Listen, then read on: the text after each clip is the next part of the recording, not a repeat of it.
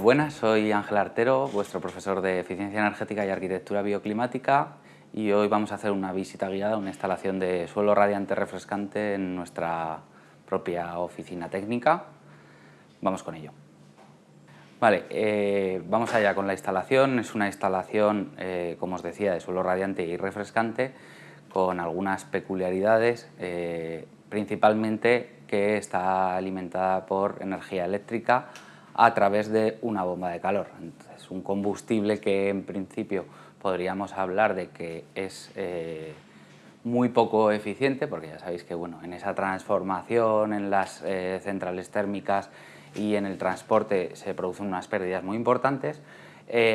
Mediante este tipo de equipos que tienen un alto rendimiento, es decir, extraemos mucha energía al fin y al cabo del aire a partir de este equipo de bomba de calor, conseguimos que esa ineficiencia inicial, podríamos hablar, se transforme en un rango elevado de eficiencia energética. Ese equipo de bomba de calor, como sabéis, en general, está compuesto por dos partes. Una unidad exterior, que no la vamos a ver, la tenemos oculta en un altillo, lógicamente con su ventilación al exterior y demás, pero no podemos acceder de forma sencilla, y aparte ya es una unidad exterior como la de cualquier otro equipo de climatización por bomba de calor, con su compresor, su válvula de 4 vías, etcétera, etcétera. La gracia, entre comillas, de esta instalación la tenemos toda aquí concentrada en el vestíbulo de nuestra oficina, y es lo que vamos a ver y sobre lo que vamos a ir revisando ciertos detalles de la instalación. Es decir, nos olvidamos de esa parte de la unidad exterior y ya nos centramos en la parte de la producción de nuestro sistema de climatización en la unidad interior, que sería este equipo que tenéis aquí, que tengo aquí a mi izquierda. Este equipo es en el cual se produce el intercambio de calor entre el circuito refrigerante, que nos viene de arriba desde la propia unidad exterior. Es un circuito cerrado que va entre la unidad exterior y la unidad interior, y que tiene dos líneas, una de líquido y una de gas, en las cuales vamos a trasegar o vamos a mover ese fluido refrigerante, en este caso un R410, y que va a transportar, según la época del año en la que nos encontremos, va a transportar al fin y al cabo calor, o va a extraer calor. Donde, mediante esta unidad interior, en la cual la principal peculiaridad que os comentaba es que es un equipo aire-agua, es decir, la máquina exterior está trabajando contra el aire del ambiente exterior, y en la unidad interior lo que vamos a hacer es trabajar contra un circuito de agua, ¿de acuerdo? Ese circuito de agua parte, de alguna manera podríamos hablar que parte de este equipo de aquí, que es un intercambiador de acero inoxidable. Lógicamente está aislado térmicamente para evitar todas las pérdidas térmicas que nos podamos encontrar. Previo en ese propio intercambiador, lo que desembocan son estas líneas frigoríficas, que son las que nos vienen de la unidad exterior, que la tenemos en la parte de arriba, como os comentaba, una línea de líquido y una línea de gas, ¿de acuerdo? Que si las siguiésemos veríamos que al fin y al cabo, aunque pasan por unas botellas en las cuales se acumula ese fluido refrigerante, pero al fin y al cabo desembocan en este intercambiador de calor, el cual es un intercambiador agua-refrigerante. En ese intercambiador, al fin y al cabo, le cedemos o absorbemos calor, según la época del año, del circuito de agua. Como veis, no sé si se aprecia, tenemos 4 tomas en este intercambiador, 2 serían del circuito entrada y salida del circuito de refrigerante, y las otras 2 serían entrada y salida del circuito de agua. Esas entradas y salidas, al fin y al cabo, lo que tenemos, o en lo que se transforma, es que vamos a transportar calor o frío, entre comillas ese frío, y ya os explicaré por qué, pero a este circuito de impulsión y retorno, un circuito también cerrado, que nos alimenta nuestra instalación de elementos terminales, que en este caso se trata de ese suelo radiante o refrescante. Ese circuito o ese fluido, el que lo mueve, sería este equipo de bombeo, ¿de acuerdo?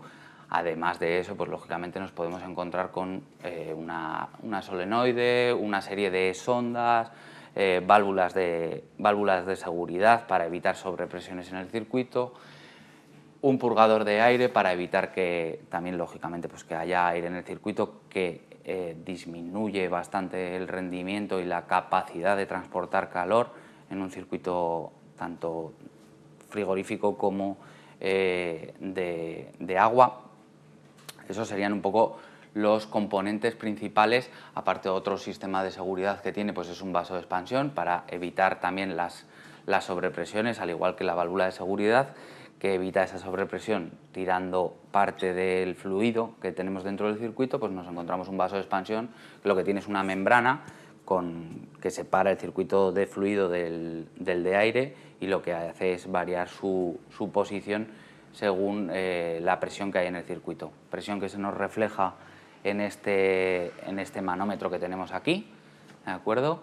Y bueno, pues esta sería un poco la parte digital. Es muy sencillo, como se puede apreciar, aunque podríamos ir viendo distintos valores que luego os iré comentando. Eso sería lo que es la unidad interior de nuestra bomba de calor. Si continuamos viendo la instalación, vamos a seguir el flujo normal de la instalación. Ya hemos transformado de cierta manera hemos venido desde la unidad exterior a la unidad interior, hemos transformado o hemos obtenido ese calor o hemos extraído ese calor a través de este intercambiador de calor que hablábamos, y ya estamos en lo que sería el circuito hidráulico, el circuito de agua, el cual, pues bueno, como detalle podríamos ver que que lo llenaríamos, le daríamos presión. Es un circuito cerrado, pero puede tener en algunos puntos puede tener pequeñas pérdidas o puede ir perdiendo algo de presión. El punto de llenado de la instalación sería este, que nos viene un tubo de polietileno reticulado por el suelo, y alimentamos la instalación. Tenemos un regulador de presión, tenemos otro vaciado, un vaciado visto para ver si queremos hacer un vaciado, si se está realizando correctamente. Bueno, aparte de todos los desagües que hemos conectado pues tanto la unidad exterior como la unidad interior en esa válvula de seguridad que veíamos anteriormente, por ejemplo, tenemos otro vaciado, etcétera, etcétera. Si continuamos con ese circuito, nos encontramos, pues bueno, ya veis que tenemos marcadas mediante flechas y escrito pues cada dirección del propio circuito. Tenemos la parte de impulsión, tenemos la parte de retorno, y vamos a trabajar sobre un colector de suelo radiante. Antes de pasar a ese colector de suelo radiante, que tiene una serie de circuitos que veremos en un plano que veremos en el propio estudio, para hacerlo más sencillo. Antes de llegar a la parte del colector de suelo radiante, como podéis ver, tenemos una derivación que serían estos dos ramales, pues lógicamente en la impulsión y en el retorno, que lo que vamos a hacer es alimentar un radiador toallero. No lo derivamos directamente desde ese colector de suelo radiante. ¿Por qué? Pues porque va a trabajar, en cierto modo, va a trabajar a temperaturas distintas. Lo podemos sectorizar, lo tenemos más a mano, no lo tenemos dentro del armario de colectores, etcétera, ¿vale? Pero si continuamos en ese circuito, lo que nos encontramos, que es un elemento que tuvimos que instalar a posteriori porque no teníamos suficiente recirculación en el circuito de agua. Los equipos que trabajan con agua necesitan un caudal mínimo de recirculación, o sea, que pase una cantidad de agua por ese intercambiador que veíamos anteriormente, para que pueda extraer ese calor. Si no tenemos ese caudal mínimo, se podría dar en ese intercambiador un problema de sobrecalentamiento, el cual podría lógicamente afectar o dañar a esa unidad interior o a nuestro equipo de bomba de calor. Por lo tanto, lo que tenemos es un fluxostato que nos va a marcar que hay un caudal necesario, el caudal que en su momento, al principio, cuando lo instalamos, no teníamos, y que por eso tuvimos que instalar este equipo de presión diferencial, esta válvula de presión diferencial, que lo que permite es que pues, entre esta impulsión y el retorno, como veis están interconectados, mantenga una pequeña recirculación en todo momento y no se bloquee el equipo, porque lógicamente ese fluxostato que os comentaba, en cuanto veía que no tenía suficiente caudal de agua, se paraba para que no se diese ese problema, ¿de acuerdo?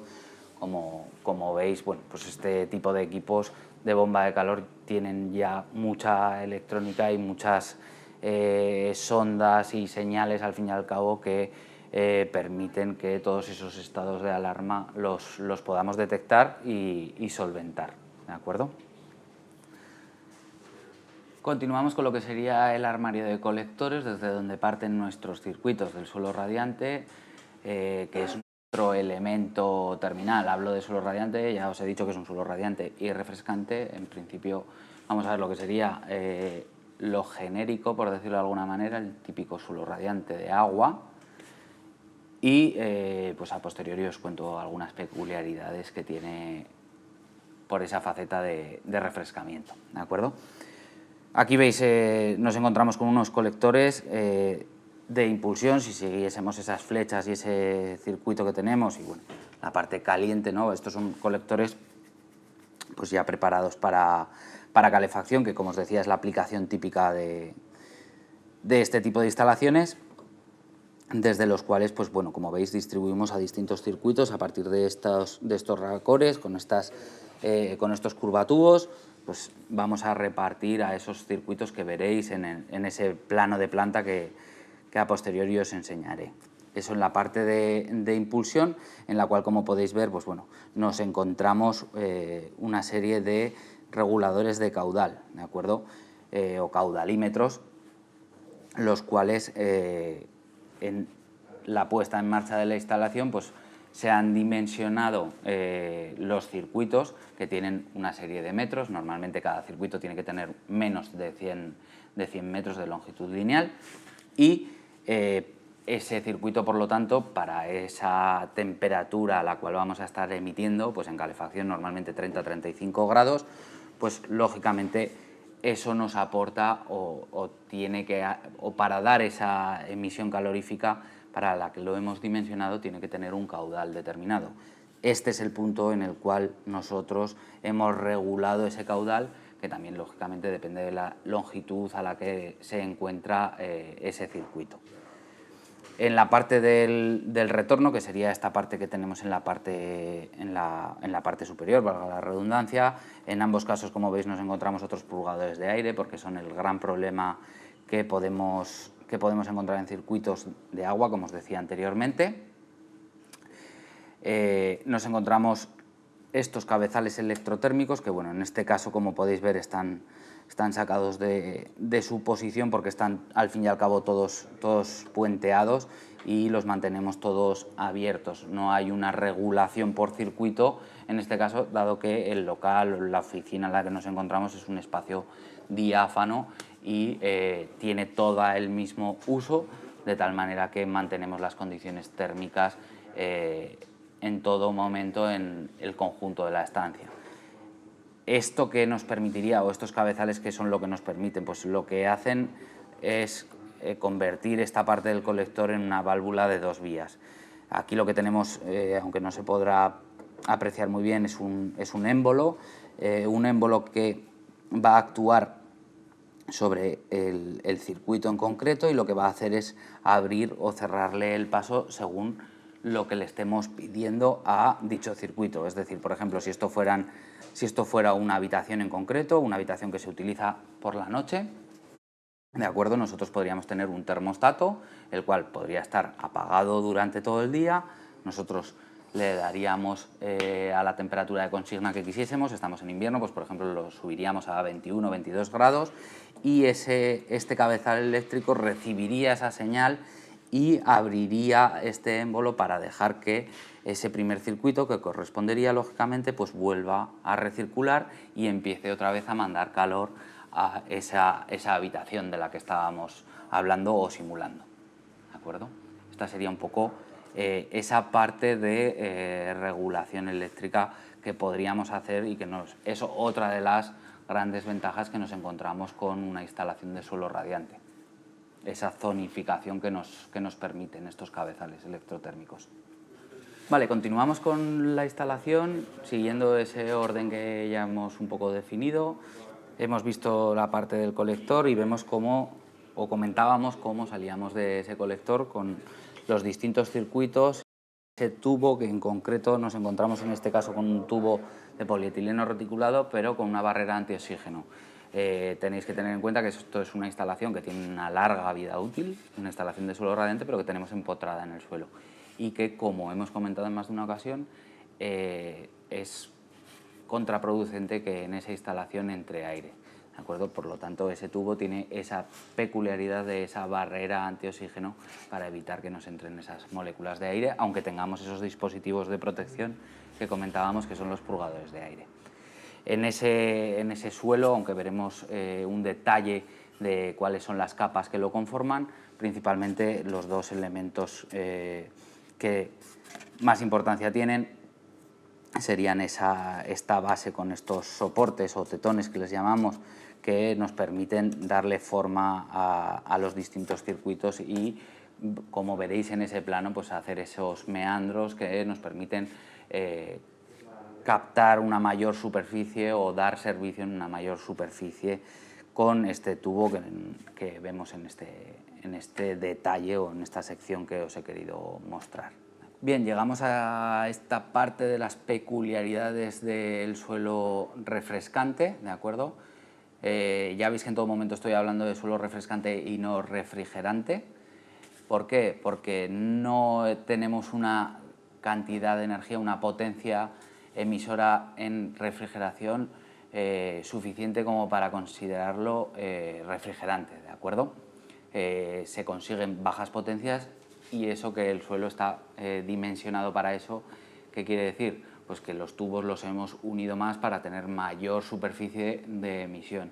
Pero aún así, pues las potencias que estamos hablando por metro cuadrado, para que os hagáis una idea, en calefacción podemos hablar de unos 60, 70, 80 vatios por metro cuadrado, según, dependiendo lógicamente de la sección, de los materiales que tengamos encima, etcétera. Mientras que en refrigeración o en refrescamiento estaríamos hablando de una potencia entre 20 y 30 vatios por metro cuadrado, es decir, aproximadamente una tercera parte de lo que podemos conseguir en calefacción, ¿de acuerdo? De ahí que, pues en ciertas aplicaciones podemos necesitar de un aporte extra, es decir, por ejemplo, en este caso lo suyo sería aportarle con un fan coil, con un ventiloconvector, sacar otro circuito que se podría sacar perfectamente, como hemos visto, o donde ese radiador toallero, lo podríamos sacar perfectamente de nuestro colector, pero es un equipo que, por su forma de trabajar, ese elemento terminal, ese ventiloconvector, funciona de una manera mucho más rápida y nos puede dar un aporte extra de frío y servir para que la carga térmica que podamos contrarrestar sea mayor, ¿de acuerdo? Pues, por ejemplo, si tuviésemos una cristalera, como es el caso, y una cristalera en la que está dando muchas horas del día el sol, pues podríamos instalar ese fan coil, que en algún momento lo hemos pensado en colocarlo, y contrarrestar la carga donde se está produciendo, esa carga que es por radiación solar, y que sería un factor importante a tener en cuenta. Más peculiaridades que nos encontramos con el suelo refrescante, pues lógicamente que vamos a tener que impulsar a temperaturas del agua relativamente bajas, y que, por lo tanto, en el diagrama psicométrico nos vamos a encontrar en unos puntos ciertamente complicados. ¿Por qué? Porque vamos a encontrarnos que en poco margen de temperatura se nos pueden dar importantes fluctuaciones en la humedad relativa, ¿de acuerdo? Eso es muy peligroso en tanto en cuanto nos podemos encontrar con condensación, ¿de acuerdo? Para eso, en este tipo de instalaciones se coloca un equipo adicional, que lo veréis en ese esquema de principio, que es un deshumectador, ¿de acuerdo? Que sería este equipo que nos encontramos en la parte superior y que viene alimentado también desde el colector. Como veis, bueno, lo hemos querido también un poquito distinguir, aparte de con esa coquilla aislante, pues si os fijáis en el racor, hemos utilizado distintos tipos de tubería por tener también como cierto muestrario y en este caso nos encontramos con cobre. Antes veíamos polietileno reticulado normal en la alimentación, hemos visto polietileno reticulado con la barrera antioxígeno y en la parte del primario que cedemos el calor al colector, pues nos encontramos con polipropileno, ¿de acuerdo? Distintos tipos de tubo para ver un poquito todo. Llegamos a, entre comillas, el final de esta instalación con nuestro deshumectador, equipo que nos permite bajar la humedad relativa o mantener, mejor dicho, la humedad relativa en los valores lógicos que no vayan a producir condensación en el suelo. Ya os digo que no es algo que se ponga por poner, esas condensaciones en el suelo se pueden producir y se producen. Nosotros lo hemos forzado, lo hemos probado y se moja absolutamente todo el suelo, se produce una condensación bastante bestia, que es la que evita que se produzca este equipo, ¿de acuerdo? Pues esa condensación podría estropear muebles, ya os podéis imaginar pues que lógicamente no sería agradable y no daría buena fama a la instalación, que es algo que ha pasado en su momento, al principio cuando se empezaron a hacer este tipo de instalaciones y que se ha solucionado mediante este equipo. ¿Por qué se puede producir? Pues como os decía, porque nos acercamos en el psicométrico a bajas temperaturas, los cambios que se pueden producir en la humedad relativa pueden llegar a ser bruscos. En este caso, aún así, tenemos limitada la temperatura de impulsión a una temperatura aproximada de unos 15 grados, que es lo que nos permite la bomba de calor. Respecto a la parte de lo que sería la regulación y control de nuestra instalación de climatización, pues el elemento principal, aparte de los elementos que tiene la propia máquina, la propia bomba de calor, sería este termohumidostato, en este caso, que nos controla esos dos parámetros que pasan a tener importancia en instalaciones de refrescamiento o en instalaciones de suelo refrescante, ¿de acuerdo? No solo controlamos normalmente en una instalación de calefacción mediante radiadores o incluso en una de suelo radiante, lo que controlamos exclusivamente es nuestra temperatura de confort, asumiendo que la humedad relativa va a ser la adecuada, ¿de acuerdo? Si recordamos los parámetros que define RITE, aproximadamente estamos hablando en invierno de unos 21 grados para una humedad relativa del 50%, y en verano estamos hablando de unos 26 grados para una humedad relativa del 50% también, ¿de acuerdo? En este caso, pues bueno, aquí veis que no solo tenemos un parámetro, es más, incluso como podéis ver está más grande, se le está dando de cierta manera más importancia a lo que sería el porcentaje de humedad relativa, que sería ese 46,4 que tenemos ahora mismo, nos está marcando lo que tenemos en este momento. Y en esta parte inferior derecha lo que vemos es esa temperatura de confort que tenemos en este momento, que es de 26,3 grados. Luego nos está marcando si está funcionando en refrigeración, como es el caso, que está funcionando a tope, y el propio deshumectador, que sería este otro icono de aquí, que también está funcionando en este momento a tope, ¿vale? Podríamos variar esos parámetros, pues veis, por ejemplo, ahora con solo tocar, el primer paso o el primer parámetro que nos permite modificar sería ese porcentaje de humedad relativa, que lo tenemos fijado pues en un 42%, pues un poco ya por la experiencia que tenemos, para que en el conjunto de lo que es el local pues mantengamos ese 50%, que bueno, aquí ahora teniéndolo en esa consigna, pues estamos en 46,7, que está muy bien, o como veremos en otro marcador o en otro letrero digital que tenemos, pues ahora nos está marcando prácticamente esas consignas de confort que nos da el propio RITE, ¿de acuerdo? Si seguimos viendo esos valores consigna, podríamos irnos también a lo que es la bomba de calor, que también nos da algunos parámetros interesantes, como son, que lo veríamos en este display que veíamos al principio del vídeo. En este momento esta es la temperatura a la cual está impulsando nuestra bomba, es decir, estamos impulsando a 16 grados, la tenemos tarada o como consigna la tenemos en 15 grados, ¿de acuerdo? Bueno, pues pulsamos aquí, vemos que hemos visto que esa temperatura T2, que sería la consigna que os comentaba, estaba en 15. Si nos vamos a esa T4, que no se ha visto muy bien, a ver, esa T4 la tenemos en 42 grados, que esa T4 es la temperatura que nos está marcando la sonda exterior que tenemos en la máquina exterior, ¿de acuerdo? Esos parámetros son muy importantes, daros cuenta, estamos impulsando a una temperatura de 16 grados teniendo en el exterior una temperatura de 42 y con eso estamos consiguiendo mantener una temperatura interior en el rango de lo que marca RITE de 26 grados centígrados, ¿de acuerdo? Aquí estamos con la sección esa que os comentaba, dejamos un espacio una vez que hicimos la instalación a la hora de hormigonar o de echar ese mortero, esa capa de mortero que hace que la superficie emisora sea pues toda compacta. Dejamos un espacio con unas tablas, hicimos como un pequeño marco en el suelo para que se viese esa instalación, lo que os enseñaba antes, pero bueno, en su posición final, ¿no? Entonces aquí podemos ver las distintas capas que componen ese suelo radiante.